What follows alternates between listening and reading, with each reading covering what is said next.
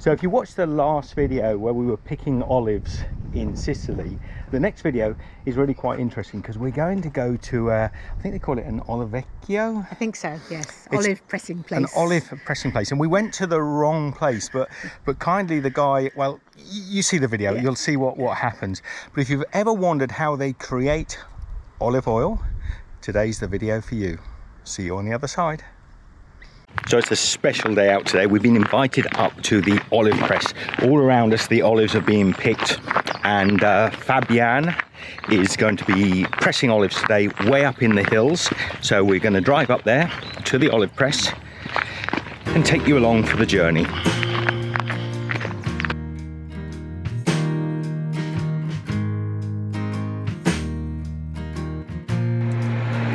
So you can see we're well up in the hills now. We're climbing. I'm not sure where this olive press is.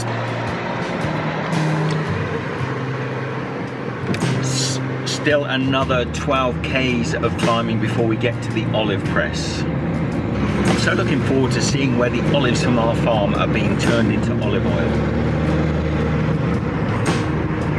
Whoa, it's a bit bumpy. For those of you that have never seen olives pressed before, join the club. I've never seen them pressed. I've never processed olives. I love olives and I love good olive oil. Now let me tell you, the olives, look at the lovely olive groves out here. The extra virgin olive oil that we get here in Italy at source tastes so good. You should come to Sicily and try it. I've had EVO overseas and it's really quite musty. It hasn't got the flavours, the rich sort of grassy, slightly sweet flavours that I get from the olive oils here.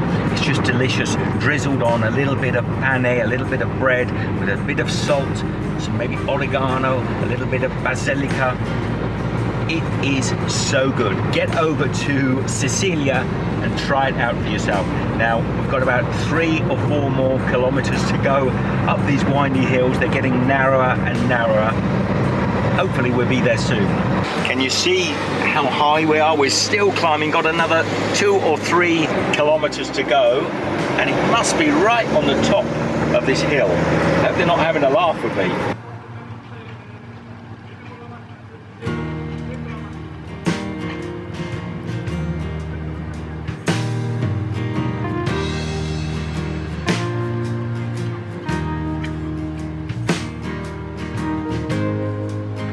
So it seems we've come all the way up here for no reason, a little bit of misunderstanding. But anyway, it's been great. The views up here are fantastic. And this gentleman who we've been chatting to is going to take us to an alternative olive press, maybe up. I think that's what he's doing anyway. It's all an adventure. See you shortly. So anyway, we've come to a completely different olive press and we're going to have a look at this one.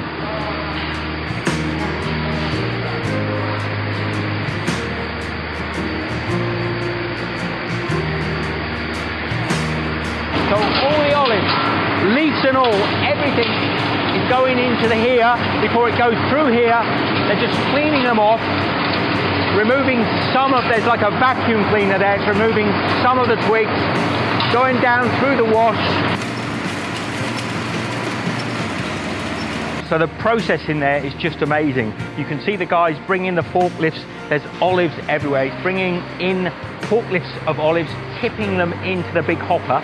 They're going up a little stand where some of the bits and leaves and twigs are being vacuumed off. Then it's going through a washing process, cleaning the olives off before they go down into that second tray. There are still quite a few leaves in there, so there must be another point where the last few bits get separated. We're so lucky to have found this place. This gentleman over here has been super good. He's shown us the tipping of the olives into the olive basket. Now I believe, though we've just come unannounced to this place, I think he's going to give us some olive oil, which would be just fantastic. Prego. Oh, gracias. Thank you.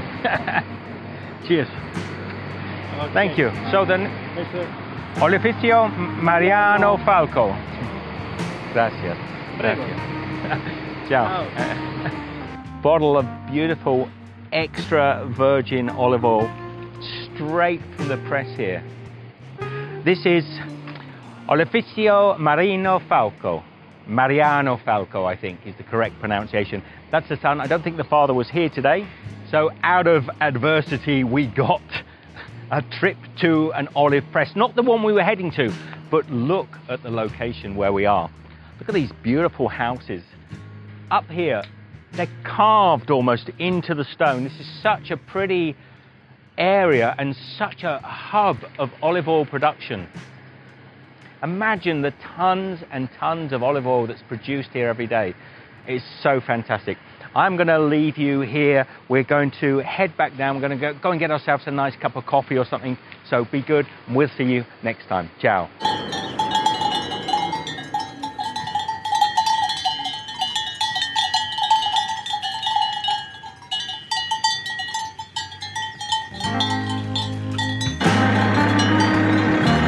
The little cotta,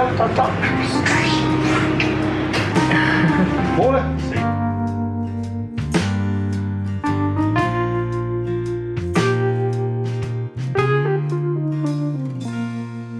Can love exist unexpressed? Prego. So this is the cactus fruit. No way. In Italiano? Fig in India. Big in India. Big in India. So sounds a big in India. You'll find that the answer is yes. There's such great communities there in Sicily, inviting us in to go and see their olive pressing stuff. I love the way in a lot of these communities, people, small producers, can take their crops. We've seen it with what is the whiskey? Malt. Malt. Saw it up in Scotland Barley, where wasn't it? local people would grow the barley and then take it up and have, they take it to a sort of municipal whiskey distiller, and people would make whiskey and give them bottles back for the malt that they bought and keep some for selling. Well, it's much the same in Sicily there. People take their olives. If they take a truckload of olives, they get a certain amount of bottles back, and some of it will go to the Olivecchio. I hope I'm saying that right. And then they'll be able to sell some of that olive oil on. Sorry, somebody's just going by. But yeah, so they'll take a truckload of olives up to the olive press, and they'll take back with them some of their olive oil and leave some with the press. So the guys that actually are doing the service get to keep some of the oil and basically sell it back on to producers or farmers in the area. It's a really good system. I've seen that in many parts of the world. If you've seen it, let us know, you know, whether it's with oranges or grapes. Comment down below.